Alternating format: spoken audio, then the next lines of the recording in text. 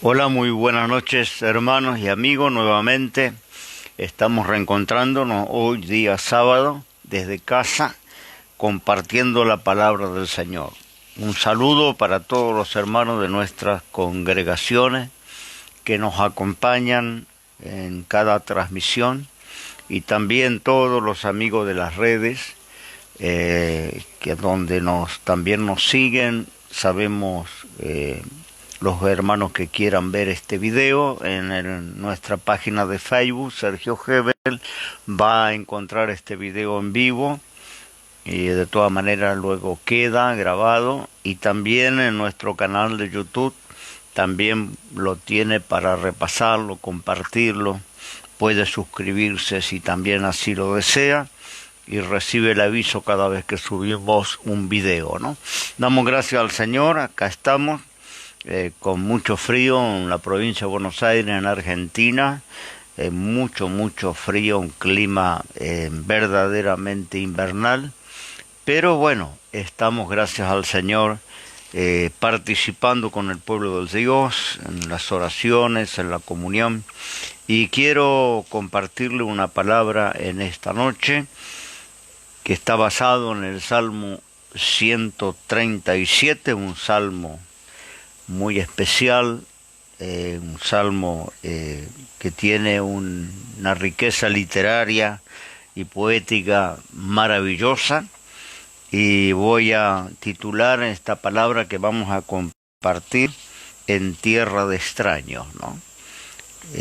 Cuando el pueblo de Israel había sido llevado cautivo a Babilonia, no hay mucho antecedente histórico en la Biblia sobre este periodo. 70 años estuvieron cautivos en Babilonia, y primer libro, segundo libro de Reyes, primera y segunda de Crónica nos relatan hasta la cautividad. Luego aparece Esdras, Nehemías en la reconstrucción de Jerusalén y del templo. Pero en esos 70 años hay como un silencio histórico, donde no sabemos bien qué sucedió con el pueblo de Israel. Sabemos que Jeremías fue quien profetizó sobre esta cautividad.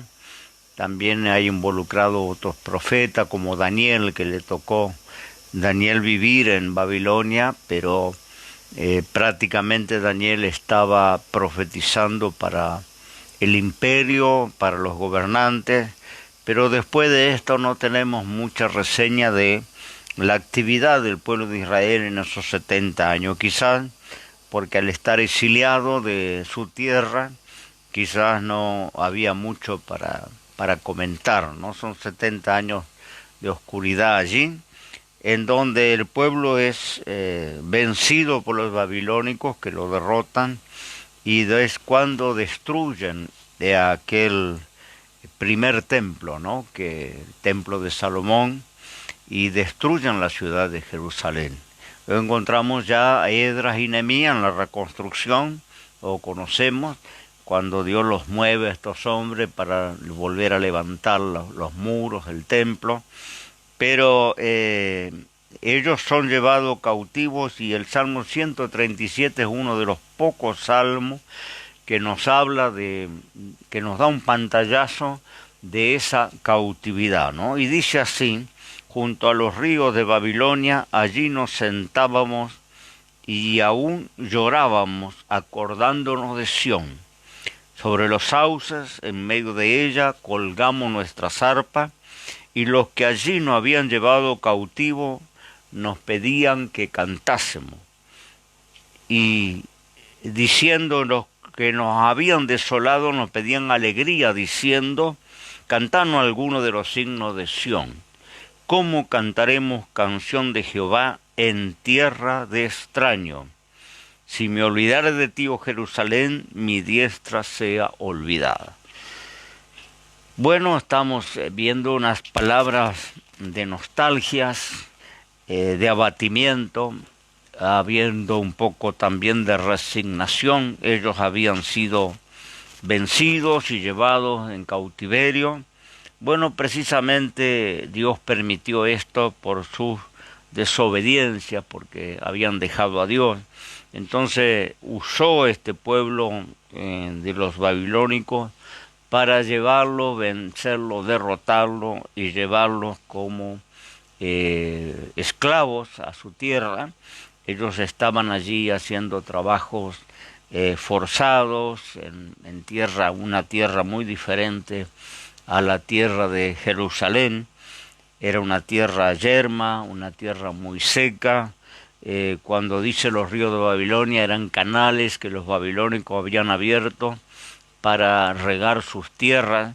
Y ellos dicen que se sentaron a la orilla de esos ríos, colocaron sus arpas en los árboles como señal de abatimiento, de resignación. Esto muestra su cansancio espiritual, su debilidad anímica, su abatimiento, diciendo: estamos cansados de humillaciones, de las burlas, de la impotencia, del excesivo trabajo. Esto habla de un vacío interior, una falta de esperanza, una falta de ilusiones. La vida de ellos no valía nada en tierra de extraños. ¿Cómo podrían cantar a Dios? Porque era casi un pedido burlón, pidiéndole que cantaran algunos signos de Sión. Sión se relaciona con la tierra de Dios, con Jerusalén, con el templo, ¿no? Cuando la Biblia habla de Sión, está hablando, ¿no es cierto?, de ese lugar de adoración a Dios. No solamente está hablando de Jerusalén, sino especialmente del templo que ellos habían perdido. Habían sido muertos muchos sacerdotes, otros habían sido capturados, y el templo había sido destruido. Tenían un gran pesar en su corazón, y la burla que recibía de sus enemigos: ¿por qué no cantan?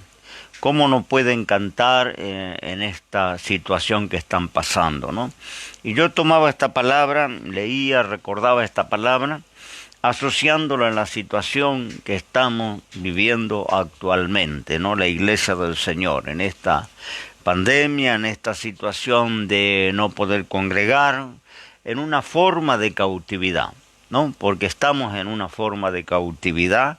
Hemos perdido la libertad que teníamos, hemos perdido esa amplitud de predicar, de alabar a Dios, de juntarnos.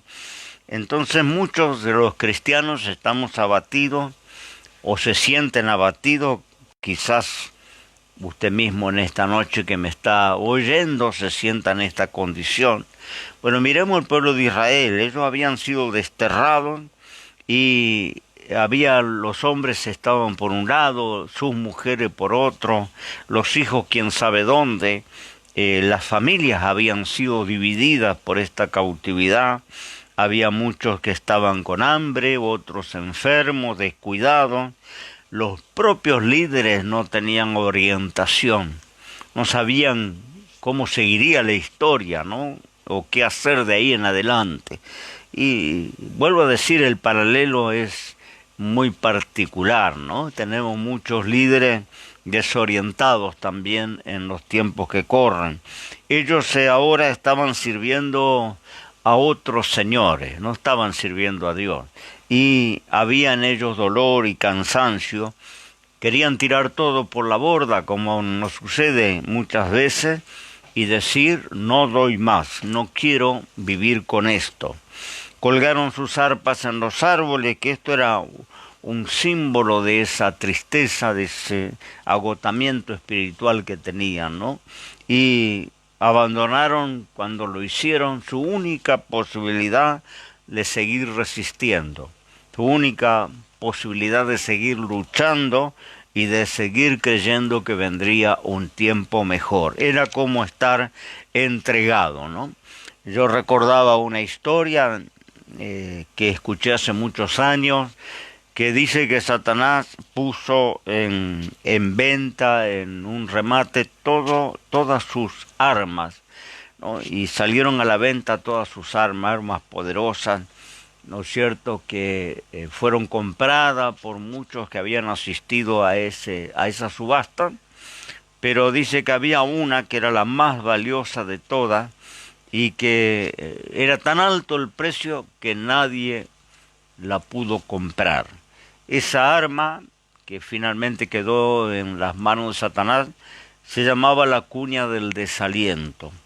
Era con ella Satanás podía entrar en la mente de las personas y desanimarle y desalentarle como había hecho con Israel en esta cautividad, ¿no? Los había agobiado y estaban casi perdiendo totalmente la fe.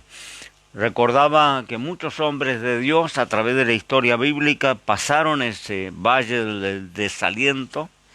David hablaba de ese valle, es el valle de Baraca o el valle de la muerte que habla el Salmo 23, y que David supo transitar en algún momento de su vida, pero todos los hombres de Dios, si recordamos alguna palabra de Moisés en número 11:15, él decía en una altura de su ministerio: te ruego que me des la muerte y que yo no vea mi mal. Luego tenemos a Josué, su sucesor, con otras palabras parecidas en Josué 7:7. El Señor Jehová, ¿por qué me has hecho pasar el Jordán para destruirnos? Ojalá no hubiéramos quedado del otro lado.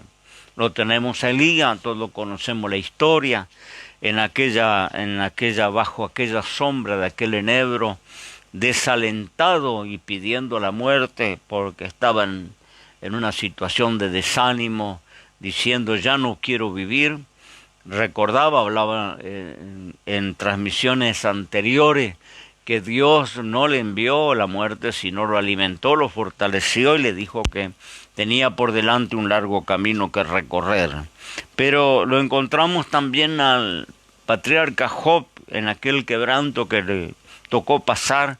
Él también decía en Job capítulo 10, verso 1, mi alma está hastiada de la vida, daré libre curso a mi queja y hablaré con amargura de mi alma.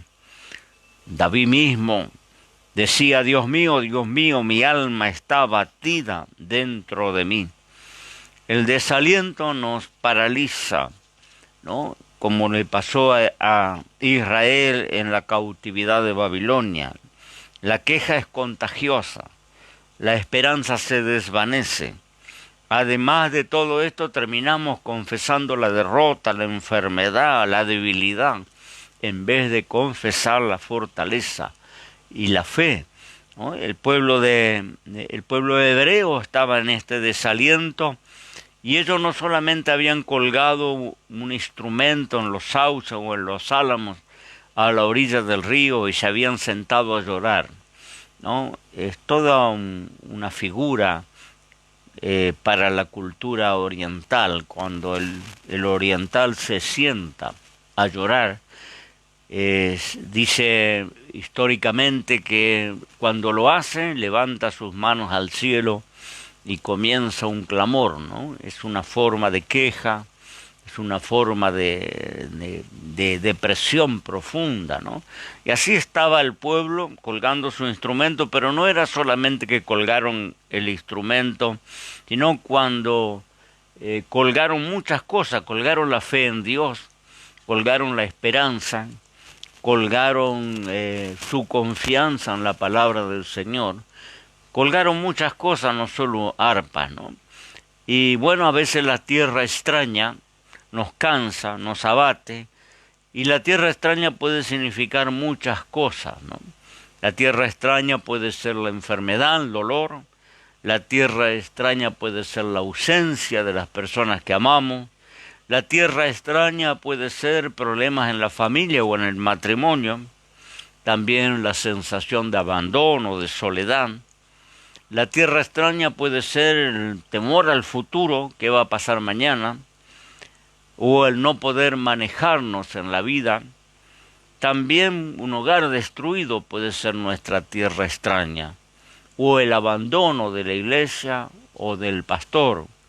Muchos hermanos me comparten en las redes esta situación que están viviendo, ¿no? Dice, no fuimos más a la congregación y se olvidaron de nosotros, Nadie nos llamó, nadie vino a vernos.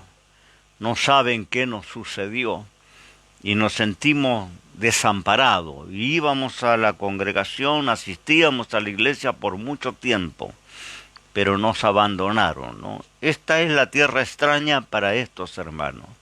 La tierra extraña puede significar muchas cosas, ¿no? Por eso ellos decían, ¿cómo cantaremos al Señor en la tierra extraña? Jamás. Ellos se cerraron. Y cuando nos cerramos, empezamos a morir poco a poco, espiritualmente hablando, ¿no? Porque en la situación de crisis que estés pasando, tienes que alabar a Dios, tienes que cantar en medio de la frustración, no puedes bajar los brazos, tenemos que mantener la fe y la confianza en el Señor, porque si no el espíritu flaquea, la esperanza se pierde y hay un enorme vacío y una gran frustración que muchos se deben sentir así en este momento, ¿no? ¿Qué va a ser mañana? ¿Cómo vamos a seguir? ¿Cómo va a seguir la iglesia, no?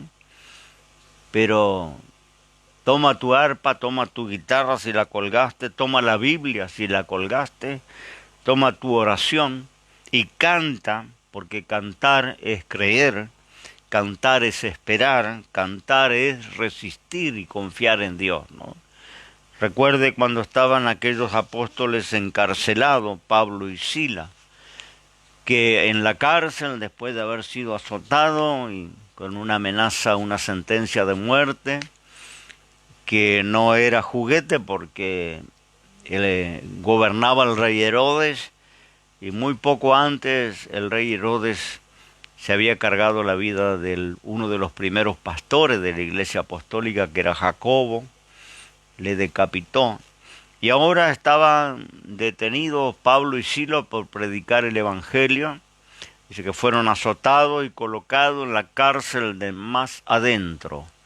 Eso eran catacumbas oscuras, era la cárcel de máxima seguridad en aquel tiempo, y sus pies y sus manos fueron puestas en cepo, es decir, no había ninguna posibilidad de escape, encadenados.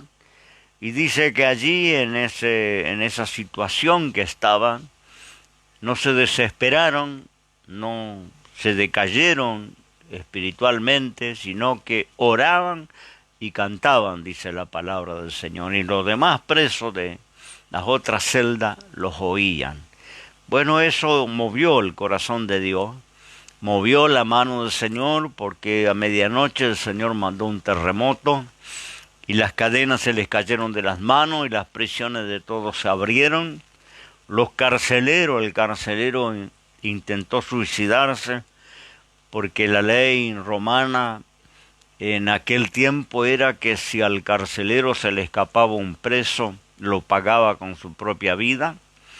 Cuando este carcelero vio las rejas abiertas y las cadenas que se habían soltado de las prisiones, él pensó que ya su suerte estaba jugada, ¿no? Intentó matarse y no lo hizo cuando el apóstol San Pablo le avisó que ninguno había escapado, que todos estaban allí. A pesar que estaban abiertas las prisiones, ninguno había huido.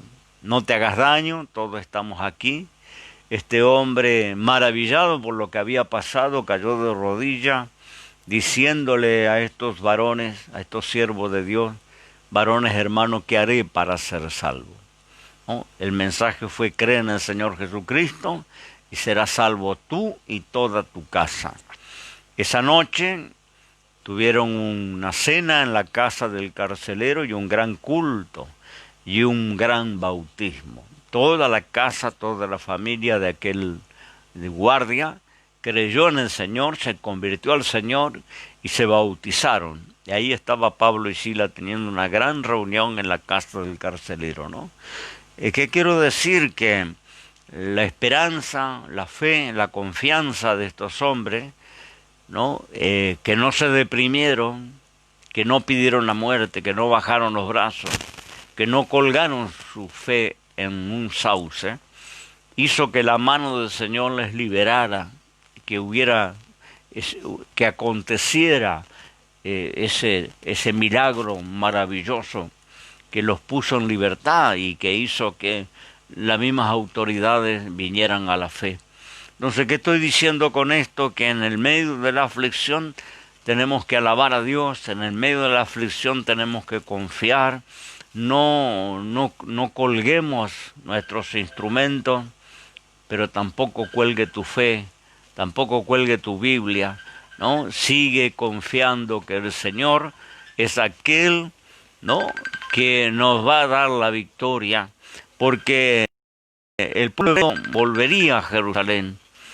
Solo estarían allí cautivos 70 años y luego volverían a Jerusalén a recuperar su culto, volverían a tener su templo, el templo sería reconstruido, que ese sería el segundo templo, el que estaba de pie en los días del ministerio de Jesús, ¿no? Ellos volverían a recuperar, no fue tanto tiempo de aflicción en la historia hebrea, pero estaban en un desánimo impresionante, estaban en un desaliento, pensando que ellos no podían alabar a Dios si no estaban en Sión. ¿Cómo cantar a Dios en tierra extraña? Y a veces entramos en esos territorios extraños. Dios nos hace transitar esas tierras extrañas. A veces tenemos que aprender alguna lección, pero en la tierra extraña es cuando más debemos dar testimonio de nuestra fe. Porque si el pueblo de Dios en esta hora no tiene fe y confianza, ¿quién la podrá tener? Los incrédulos, los idólatras, los que no conocen a Cristo. ¿Quién podrá estar confiado en esta hora si no es el pueblo del Señor? Así que te animo a estar confiado en el Señor y nunca abandonar esa esperanza, ¿no?, que sostuvo a los antiguos y que los animó cuando creyeron que todo estaba terminado, que no había salida, que no valía la pena continuar adelante. Todos los hombres de Dios pasaron este valle del desaliento, ¿no? Hay un libro maravilloso que yo lo recomiendo, muy antiguo, que se llama el libro del peregrino, ¿no? Y allí metafóricamente relata la vida del cristiano, las tentaciones, las luchas, el camino de la fe desde que comienza hasta que termina, ¿no? Es un libro escrito por Juan Bullán hace muchísimos años, casi está extinguido de la mayoría de las librerías, pero se puede conseguir y se lo recomiendo, léalo. Es un libro de aliento maravilloso y hay una parte en el camino del peregrino, se llama, ¿no? Emulando la vida cristiana con el peregrinaje nuestro, el camino nuestro a través de este mundo hasta llegar a nuestra patria, a nuestro hogar. Y dice que este peregrino en un momento pasa por el valle del desaliento. Como todo lo hemos tenido que cruzar en alguna oportunidad, o como tú quizás en esta misma noche lo estás cruzando. Pero hay una noticia, los valles son para cruzarlos, no son para terminar en ellos, no son para quedarnos, no son tampoco para hacer campamentos, siempre son lugares de tránsito, lugares que los hombres de Dios, las mujeres de Dios, lo han cruzado antes que nosotros y han podido superar, ¿no? No dura para siempre. Dice que la noche no dura para siempre, que viene la mañana, que el sol vuelve a brillar. Entonces, esos valles de desaliento no son tan extensos, se cruzan. Y del otro lado está la victoria, del otro lado está, ¿no es cierto?, la bendición de Dios. Así que crucemos esos valles, ¿no? Si lo está pasando, anímese, aliéntese, recobre fuerza, fortalezcase en el Señor, ¿no? Te dice la Escritura que cuando Elías quería morir, le fue dado un alimento de fortaleza. Y nosotros tenemos ese alimento en nuestras manos. Fortalézcase en las promesas de Dios, en la palabra del Señor. Y levántese, porque, vuelvo a decir, el desánimo que paraliza es el desánimo que lleva a la muerte o al pensamiento oscuro de que no vale la pena seguir. Queremos entregarnos, queremos bajar los brazos, pero anímese porque hay un nuevo día que amanece, hay una victoria que está delante y hay un valle que cruzamos y del otro lado está la tierra de la promesa, ¿no? Así que le animo a descolgar lo que haya colgado en esos sauces, a enjugar las lágrimas si está sentado llorando y a cantar aún en tierra extraña. Estamos en tierra extraña, no estamos en nuestro lugar de reunión, no estamos en la libertad de los hijos de Dios, estamos en una situación que podemos llamarle de cautividad, como los hebreos en Babilonia. Pero tenemos la historia de un Daniel en Babilonia, que nunca perdió la fe. Y sabe que la historia dice que Daniel llegó a Babilonia cuando tenía apenas 14 años. Y Daniel, a diferencia del pueblo hebreo, ¿no es cierto?, quizás no estuvo un poco más de tiempo, porque Daniel estuvo en Babilonia hasta los 99 años. Toda prácticamente su vida transcurrió en aquella tierra extraña. Pero en aquella tierra extraña él pudo mantener su fe y testificar de esa fe incluso para los gobernantes. Recordemos aquellos gobernantes de Babilonia que decretaron que todo el mundo sirviera y adorara al Dios de Daniel, porque lo que Dios había hecho con este hombre había sido algo extraordinario, librándolo del foso de los leones, liberando a aquellos jóvenes compañeros hebreos del horno ardiente de fuego. La mano de Dios estuvo acompañando a Daniel, ¿no?, en aquella tierra extraña. Así que creemos que Dios va a acompañar al pueblo del Señor en esta tierra extraña y que vamos a cruzar este valle y vamos a pasar al otro lado. Crucémoslo no perdiendo la fe, porque como decía en transmisiones anteriores, muchos cristianos van a caer de la fe, muchos cristianos van a volver atrás, muchos se van a enfriar y se van a apagar en este cuadro que está pasando el mundo, ¿no? Ojalá que tú no seas uno de ellos, sino que cultives tu vida espiritual, aún sin poder congregar, aún que tu pastor o los hermanos de tu congregación te hayan abandonado.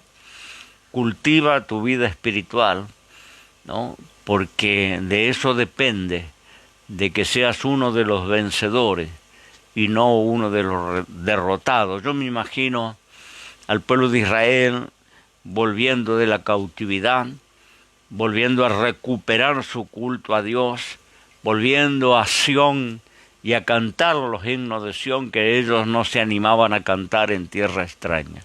Yo me imagino aquellas celebraciones que habrán sido maravillosas, ¿no?, y que muchos de ellos pudieron participar y pudieron gustar porque se mantuvieron, ¿no?, porque pudieron mantener la esperanza y la fe.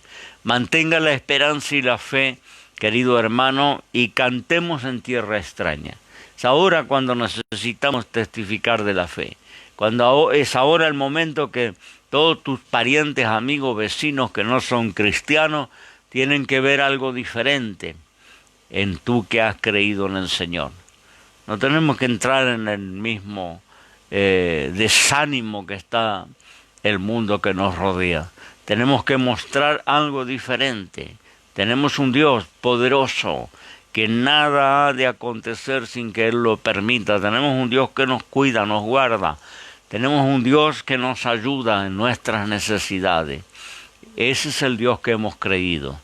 Y bueno, si alguno burlonamente, como hacían con los hebreos, ¿por qué no cantan los himnos de Sión? Cántenlo un poquito. Ellos dijeron, ¿cómo cantaremos en tierra extraña? nosotros cantamos en tierra extraña, alabamos al Señor y le decimos al pueblo cristiano: ánimo, que la cautividad termina y vamos a volver a nuestra tierra, vamos a volver a Sión y lo vamos a hacer con gozo, ¿no? Están los salmos de cuando el pueblo regresaba a Sión con gozo, con alegría, con victoria. No se desanime. Si se sentó a llorar, levántese. Si colgó su arpa, su Biblia, su oración, su fe en algún álamo, en algún sauce, descuélguela, tómela de nuevo. Es el arma que el Señor te dio y es el instrumento que el Señor te dio, y no te lo dio para dejarlo en un lado, te lo dio para que te acompañe a lo largo de toda tu vida cristiana. Que Dios te bendiga en esta noche, querido hermano. Te animo a los hermanos de nuestra congregación, les animo porque ya tenemos, y creo que todos los pastores le está sucediendo, hermano que podemos llamarle desaparecido. Yo decía para un pastor: desaparecidos en acción, como hay alguna película por allí, ¿no? Desaparecido en acción, porque no sabemos, ¿no es cierto?, qué ha sucedido con ellos, porque no están en contacto, porque no vienen a las oraciones. Estamos teniendo oración en todos nuestros templos. Y hay hermanos y hermanas que están firmes, que están fieles, que desde el primer momento de la cuarentena no han bajado los brazos, que siguen orando, siguen creyendo, siguen, ¿no es cierto?, permaneciendo en la fe. Pero los desaparecidos, los que se sentaron y se quedaron paralizados llorando, a esos les animo en esta noche: levántese en el nombre del Señor, tome fuerza, recupere la fuerza y empiece a cantar en tierra de extraños, donde ninguno canta. Porque no se puede entender que alguien que haya sido azotado y encadenado en una catacumba, en una de las prisiones romanas, no se puede entender cómo podían cantar. No lo entendía nadie, ni los presos ni los guardias, porque ninguno en esa condición puede cantar. Pero ellos cantaron, y ese cántico fue la demostración de la fe de ellos. Fue una manera de decirle a Dios: Señor, todavía estamos confiando en ti. Señor, no hemos perdido la esperanza. Sabemos que eres poderoso. No pidieron que el Señor les librara. Seguramente estaban esperando la mañana donde tendrían que compadecer en los tribunales de aquel tiempo. Pero ese cántico a medianoche fue para Dios un perfume suave que subió a la presencia del Señor. Y cuando ese perfume suave de la alabanza, de la ofrenda de la alabanza, de la confianza, de la fe, de la oración, cuando ese perfume suave, ese incienso, sube a la presencia de Dios, es imposible que Dios no intervenga. Pero si nos desanimamos y desalentamos y lloramos y nos sentamos allí bajo la sombra, esperando la muerte como Elías o como Moisés en su momento, como Josué, como Job, ¿no?, entonces Dios seguramente no va a actuar. Muéstrele a Dios que todavía en Él confía, ¿no? Yo siempre cuento una historia, hablando de la confianza, de alguien que enfermó muy gravemente. Y él era un cristiano comprometido. Y siempre le decía a sus hijos, a su esposa, que él confiaba en Dios. Bueno, algunos de sus hijos que estaban apartados decía: papá, estás confiando a Dios y mira tu enfermedad. ¿Qué será cuando ya no puedas moverte? ¿Qué será cuando no puedas hablar? Porque la enfermedad de él era terminal. Y todos sabían que iba a un desenlace fatal y que iba seguramente a caer en terapia intensiva.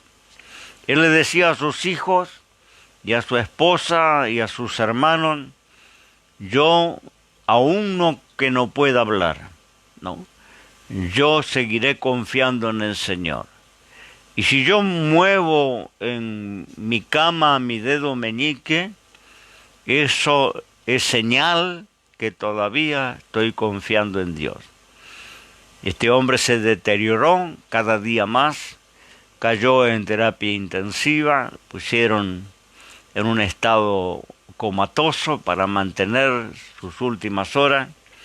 Y cuando la familia entraba a verle, él movía el dedo pequeño de su mano derecha. Y lo hizo cada día que estuvo en terapia, ¿no? Era la señal que le había dicho que cuando no tuviera fuerza, cuando no pudiera hablar, cuando no pudiera abrir los ojos, él seguiría confiando en Dios. Dice que después de varios días hubo un milagro maravilloso, comenzó a recuperarse, salió de ese cuadro y volvió a su casa, ¿no? Pero nunca dejó de confiar en Dios, ¿no? Yo creo que eso es lo que nos está faltando en este momento, ¿no? Confiar en el Dios que hemos creído. Y la forma es demostrándoselo, ¿no es cierto?, con nuestra oración, con nuestra confianza, con nuestra perseverancia, con nuestra fidelidad, ¿no?, con nuestra alabanza, con nuestra ofrenda. Cada vez que lo hacemos le estamos diciendo al Señor, Señor, yo confío que voy a cruzar este valle y que del otro lado va a estar la victoria para mí y para toda la iglesia. Que Dios te bendiga y te animo a seguir adelante y no bajar los brazos. Y si te apagaste, te enfriaste, levántate ahora, en esta misma noche, y vuelve al camino de la fe, vuelve al Señor, vuélvete a reunir con el pueblo de Dios, a tener comunión con el pueblo de Dios. Tenemos estos medios, tenemos todos los medios de comunicación para estar juntos, para orar unos por los otros, para preguntarle a mi hermano cómo está, a mi hermana cómo se encuentra, ¿no? Tenemos lo que los antiguos no tenían, lo tenemos todos nosotros.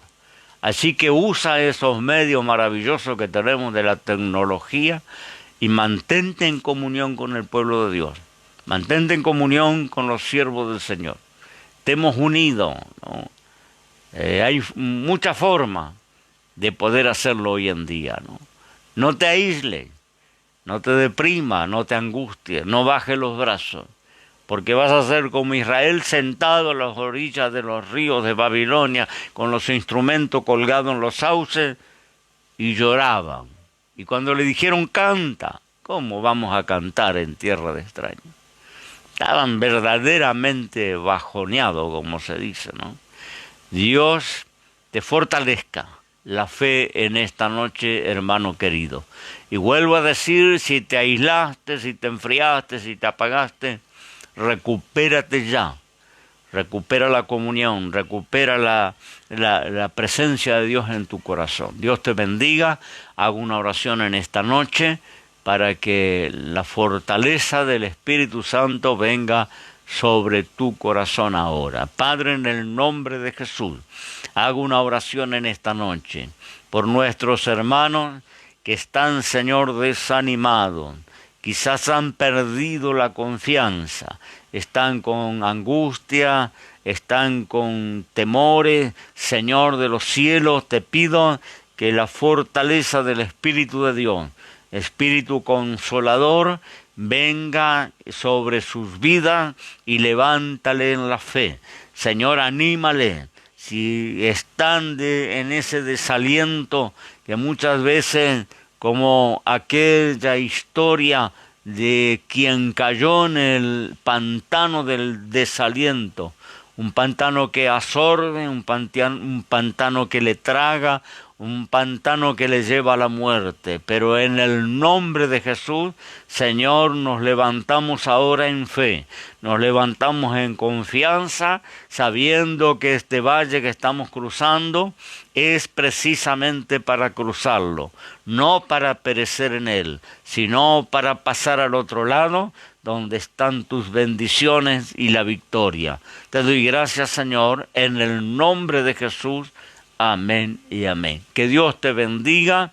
Un cordial abrazo para todos nuestros hermanos y esperamos juntarnos nuevamente, si así el Señor lo permite, el día miércoles 19:30 horas desde casa con la palabra del Señor.